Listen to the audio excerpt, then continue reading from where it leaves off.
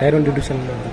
இப்போ இந்த மும்மொழி கொள்கைன்னு சொல்லிட்டு ஒரு முறை வந்திருக்குல்ல, அதுக்கு வந்து நீங்கள் என்ன எதிர்ப்பு தெரிவிக்கிறீங்க, இல்லை ஆதரவு தெரிவிக்கிறீங்க? மும்மொழி கொள்கை என்பது அனைத்து மக்களுக்கும், ஏழை எளிய மக்கள் பாராமல், வசதி படைத்தவர்கள் என்று பாராமல் அனைத்து மக்களுக்கும் சமமான கல்வியை தருவதே மும்மொழி கொள்கையினுடைய நோக்கம். ஆகையினால மும்மொழி கொள்கையை ஏழை மாணவர்களும் பயன்படுத்தும் வகையில் மும்மொழி கொள்கையை இந்த தமிழக அரசு பயன்படுத்த அது உண்டான நடவடிக்கை தமிழக அரசு எடுக்க வேண்டும் என்று நான் அன்போடு கேட்டுக்கொள்கிறேன். இல்லை, இப்போ நிறைய பேர் இந்தி திணிக்கிறாங்க அப்படிங்கிற மாதிரி சொல்கிறாங்கல்ல, அதுக்கு ஏதாச்சும்? இல்லைங்க, இந்தி திணிப்பு அப்படிங்கிறதுல மும்மொழி கொள்கை அப்படின்னா முதல்ல தமிழ், நம்மளோட தாய்மொழி முதல்ல படிக்கணும். ரெண்டாவது ஆங்கிலம் கட்டாயமாக தேவைப்படுகிறது. மூன்றாவது ஹிந்தியோ தெலுங்கோ மலையாளமோ அவர்களுக்கு பிடித்த மொழியை தேர்வு செய்வதுதான் மும்மொழி கொள்கை. இந்தி மட்டுமே படிக்க சொல்லவில்லை. இந்தி படித்தால் அனைவருக்கும் நலம். ஏனென்றால் பாரத தேசத்தில் எங்கே போனாலும் இந்தி தேவைப்படுது. நீங்கள் இங்கிருந்து பெங்களூர் டச் பண்ணினாவே இந்தி தேவை. அதனால இந்தி வந்து நம்மளுடைய தேசிய மொழி. நம்மளுடைய தேசிய மொழியே கற்றுக்கூடாதுன்னு சொல்றதை வந்து மிக வன்மையாக நான் கண்டிக்கிறேன். மும்மொழி கொள்கைங்கிறது இந்தி அவசியம் கற்றுக்கிறது அனைத்து மாணவர்களுக்கும் அனைத்து மக்களுக்கும் நல்லது என்பது என்னுடைய நோக்கம். சப்ஸ்கிரைப் பண்ணிடுங்க, டயர் 1 டிவிஷன் சப்ஸ்கிரைப் பண்ணிடுங்க. தேங்க்ஸ். கருத்தை பற்றி கேட்டிங்கன்னா இது இருமொழி கருத்து தான் பரவாயில்லன்னு நான் சொல்கிறேன். என்னோட கருத்து ஏன் சொல்கிறது? ஏன் சொல்கிறேன்னா, என்ன இப்போ இங்கிலீஷ் வந்து எல்லா மாநிலத்திலுமே இருக்குது, ஹிந்தி தேவை இல்லை. அதனால வந்து இருமொழியே பரவாயில்ல. நம்ம தாய்மொழி தமிழ். இங்கிலீஷ் அடுத்த மாநிலத்துக்கு மாவட்டத்துக்கு போனோம்னா இங்கிலீஷ் இருக்குது. இன்னைக்கு எல்லாம் ஒரு காலத்தில் படிப்பறிவு இல்லாமல் இருந்தாங்க. இன்னைக்கு மக்கள் எல்லாமே படிப்பறிவாக இருக்கிறாங்க. அதில் வந்து இங்கிலீஷும் கூட வரும்போது இப்போ நான் படித்தது வந்து என்னோட வயசுக்கு 7வது தான் நான் படித்தேன். 7வது படிக்கும் போது தமிழ் தான் சொன்னாங்க. இன்னைக்கு ஒன்று அந்த இங்கிலீஷில் சொல்லும் போது எனக்கு ஏன்டா தமிழ்காரன் ஏன்டா இங்கிலீஷ் சொல்கிறான்னு நான் நினைக்கிறேன். அதே மாதிரி வந்து இப்போ இங்கிலீஷ்காரன் கற்று தமிழும் தெரிஞ்சு இங்கிலீஷும் தெரிஞ்சிருந்தாலும் இவன் ஹிந்தியில் பேசுகிறான், நமக்கு ஹிந்தியே தெரியல, அந்த வருத்தம் இருக்கும்ல. அதனால இங்கிலீஷும் தமிழும் இருந்தாவே போதும் நம்ம நாட்டுக்கு. ஹிந்தி தேவையில்லை தான். ஹிந்தி திணிக்கிற மாதிரி நினைக்கிறீங்க? எப்படிங்க? ஹிந்தி தேவையே இல்லை. திணிக்கிறது அப்பாற்பட்ட விஷயம். பட் ஆனால் இப்போ வெளியிலாம் போனால் ஹிந்தி தானே அதிகமாக இம்பார்ட்டன்ட் கொடுக்குறாங்க. கட்டாயப்படுத்த வேணாம். விருப்பம் தான். யாரோ ஒரு கட்சிக்காரங்களாம் சொல்றாங்க அவங்க விருப்பம் போல என்ன மொழி வேணாலும் படிக்கலாம். ஆனா மெயின் தமிழ் இங்கிலீஷ் அது 2 இருந்தா போதும். ஆமா, இப்ப கர்நாடகாவில் வேணும்னா கர்நாடகாவில் இருக்கிறான், ஆந்திராக்காரர் இருக்கிறான், கேரளாக்காரர் இருக்கிறாங்க. அவங்க மொழியும் கற்பிக்கிறாங்க. ஆனா மெயின் வந்து நம்மளுக்கு தமிழும் இங்கிலீஷும் இருந்தா போதும். ஹிந்தி வந்து தேவையில்லை நம்மளுக்கு. நன்றி. நன்றி. முன்மொழி கொள்கை வேணாங்கிறது என்னுடைய பார்த்து. இது வந்து பெரியாருடைய மண்ணு. பிஜேபி அந்த காலத்துலயும் கால் ஊனாது. அது ஹிந்தி படிச்சுக்கிட்டா அப்படியே பிஜேபி வளர்த்தலான்னு பாக்குறாங்க. அது ஆவர் போறதில்ல. இன்னும் 200 வருஷம் ஆனாலும் தெரியாது. இங்க வந்து இப்ப பிஜேபி காலை ஊன்றதுக்கோசரம் இவ்வளவு பத்திலாம் பண்றானா? அது ஆகாது. இந்த மாநில அரசு வந்து சிஐசி வரையும் பிடிச்சி வச்சுக்கிட்டு இங்க தமிழ்நாட்டுக்கு இவ்வளவு புயல் அடிச்சுதான் என்ன நீதி கொடுத்தா? தமிழ்நாட்டை பொறுத்த வரைக்கும் அதிமுகவா திமுக தான். இன்னும் 200 வருஷம் ஆனாலும் சரி. இன்னும்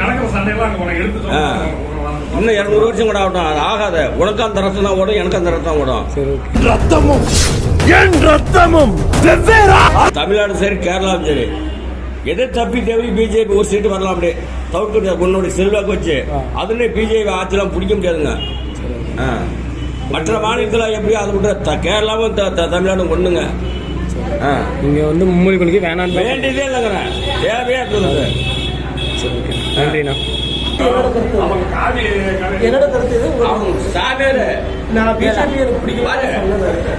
கேரளாவின் தமிழ்நாட்டில் பிஜேபி எந்த காலத்திலேயும் பொதுவா சொல்றேன். அதுல வந்து அவங்க திமுக அண்ணா திமுக அவங்க தான் இன்னும் 200 வருஷத்துக்கு ஆள முடியும். அவங்க பெரிய பண்ணுங்க. இவனை நான் வெட்டாம விட மாட்டேன்.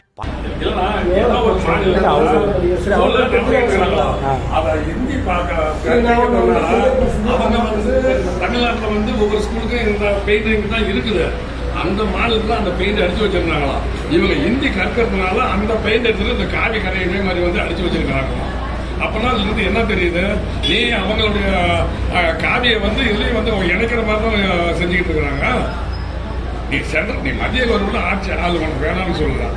எவ்வளவு நாள் வந்து இப்ப காங்கிரஸ் ஆட்சி ஆண்டுகிட்டு அவங்க எந்த ஒரு எதிர்ப்பையும் பேசலாம் என்ன விரும்புறாங்க இவங்க செஞ்சுக்கிட்டு இருந்தாங்க.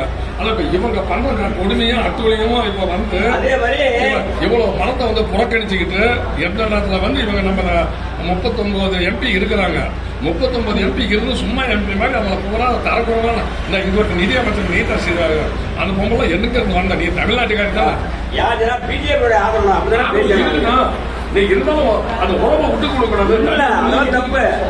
அது தமிழ்நாட்டை பத்தி ஒரு வார்த்தை எவ்வளவு முன்னே மந்திரிகளாக விட்டு கொடுக்க கூடாது.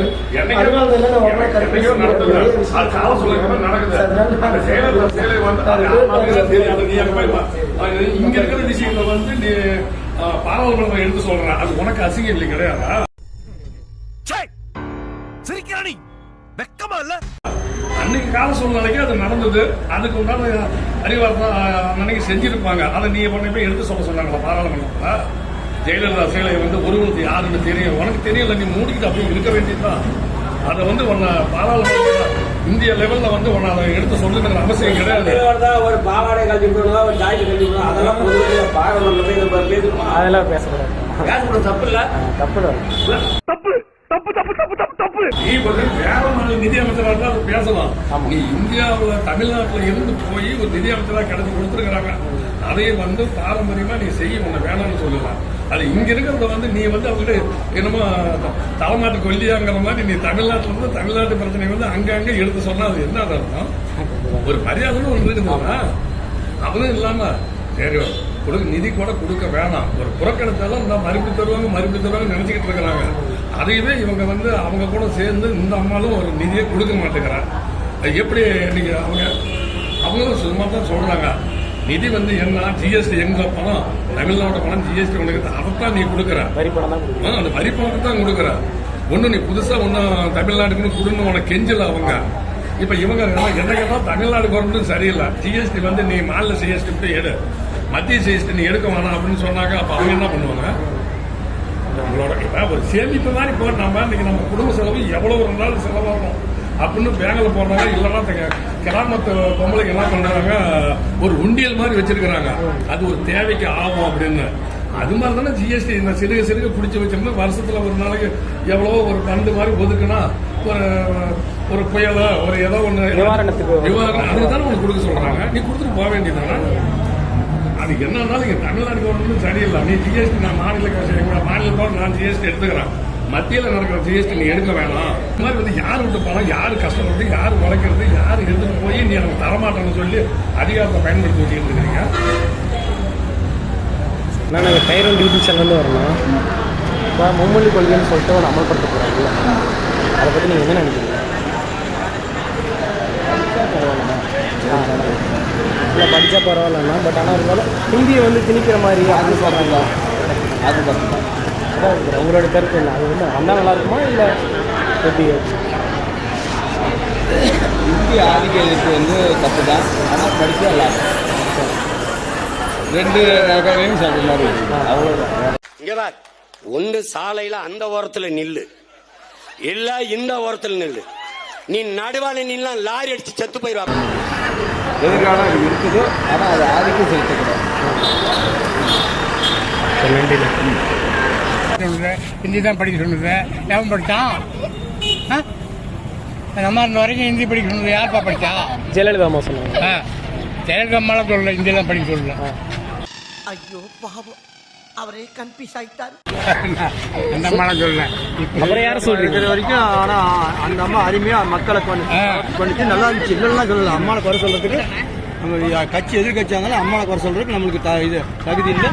அந்த தகுதியில் அந்த அம்மா காப்பாற்றி அந்த உருவாக்கி எம்ஜிஆருக்கு முன்னாடி அந்த கட்சி உருவாக்கி வளர்த்தி ஆளாக்கிச்சு. இல்லைன்னா சொல்லலாம். அந்த அம்மாவுடைய தனிப்பு ஒரு நல்லது நாட்டுக்கு நல்லது செஞ்சிச்சு. இல்லைன்னா சொல்லலாம். அம்மா அம்மா எங்கள் அம்மா அம்மா. இப்போ மோடி அரசியல் எப்படி இருக்கு அப்படின்னு? அது மோடி அரசியல் தான் என்ன பண்ணுறது, இந்த எல்லாம் இந்த இதில் போட்டு அதை பேக்கில் எடுக்கும் இல்லை எடுக்கும், பெரிய சித்திரக்கூத்து பண்ணுறாரு மோடி. வணக்கம். அம்மா இருந்தால் மோடி சொல்லலாம், அம்மாவே இல்லை மோடி சொல்லி என்ன பண்ணுறது? அதான் அப்போ அவங்க ராஜ்யம் தானே. சரி, ஓகே, நன்றி. நீங்கள் சொல்லுங்கள் உங்களோட. ஹிந்தி வந்து கட்டாய கொள்கைக்கு பின்னாடி எதிர்காலத்துக்கு பிள்ளைங்களுக்கு நல்லது தான். ஆனால் வெளியில் போகிறதுக்கு வர்றதுக்கு எல்லாம் ஹிந்தி தான் பயன்படுது. ஆனால் தமிழ் வந்து தமிழை மறந்துவிடுங்கிற ஒரு பயம் இருக்குது மக்களுக்கு. ஆமாம், எதிர்காலத்தில் இப்படியே நீடிச்சுன்னு தமிழை ஹிந்தி நீடிச்சும் போது தமிழை மறந்துடும்ல எல்லாரும் கூட அடிக்கிறோம். அதனால ஒரு பயம்தான். எப்படி நம்ம ஹிந்தி தமிழை வந்து மறந்துவிடுவாங்க அப்படிங்கிற பயம் வந்துருக்குல்ல. ஹிந்தியை வந்து திணிக்கிற மாதிரி நீங்கள் சொல்கிறீங்க. ஆமாம், ஹிந்தி வந்து எதிர்காலத்துக்கு பிள்ளைங்கெல்லாம் வெளியில் போகிறதுக்கு வர்றதுக்கு எல்லாமே ஹிந்தி தான் நல்லா பயன்படுத்தி ஹிந்தி தான் பேசி ஆகணும். ஆனால் இந்தியா பழகிடுதுன்னா தமிழை மறந்துடுங்க, தாய்மொழியும் மறந்துடுவாங்க. வந்து நம்மளாம் அப்பா அம்மான்னு தான் கூப்பிட்டாங்க. இப்போ இங்கிலீஷ் கற்றுனா டாடி மம்மி அப்படிங்குது. இன்னும் கொஞ்சம் காலம் போனால் ஹிந்தியில் பேசினா அவரை கச்சா மிஞ்சான்னு தான் பேசுவாங்க. அப்போ தமிழை மறக்கிற மாதிரி ஆயிடுதுல, அந்த ஒரு பயம் வருதுல்ல பாரம்பரியம். சரி, நன்றிண்ணா. சரி, உங்கள் பேருண்ணா? மாது. சரி, டயர் 1 யூடியூப் சேனலை சப்ஸ்கிரைப் பண்ணிடுங்கன்னு சொல்லிடுறீங்களா? டயர் 1 யூடியூப் சேனலை சப்ஸ்கிரைப் பண்ணிடுங்க அப்படின்னு சொல்லிடுங்க. சரி, கை காட்டி. சூப்பர்.